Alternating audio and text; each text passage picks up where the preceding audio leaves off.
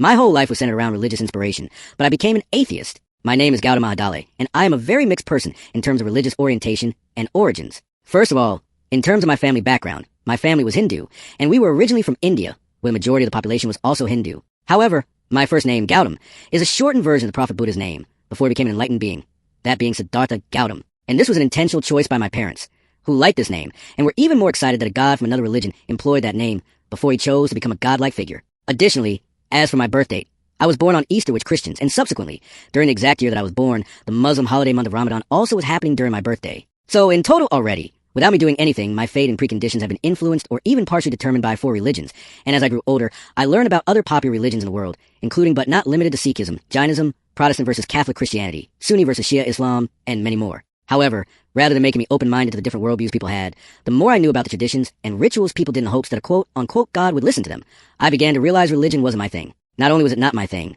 but I began to despise it. I don't think it was the other religions that influenced this too much, but sometimes my parents would tell me to do things or behave in a certain way because certain little things were forbidden to do in our family's religion. I did not like this, especially when I was told what to do.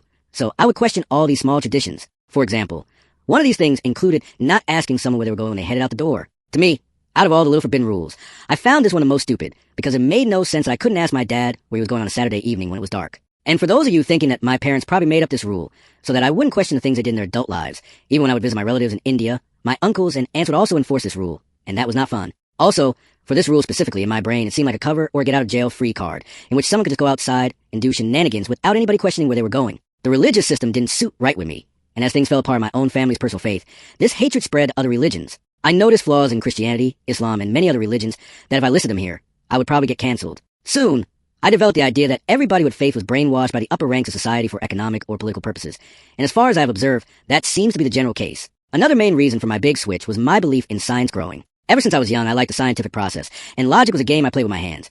In fact, I've always wanted to become a mathematician or logician when I grew up, and with religion in the mix, I did not see the correlation. That's why the longer I lived in this faith-based world, my views started to open up, and I recognized the brainwashing that had occurred over not centuries, but millennia to force and shape humanity the way it is right now, and adhering to my personal choice, I chose to stay out of it. I still find it crazy that religion seemed to guide the early beginnings of my life, but nevertheless, I saw through it and took a path that was clear to me, hence my transition from a dude born from religion into an atheist. And that's how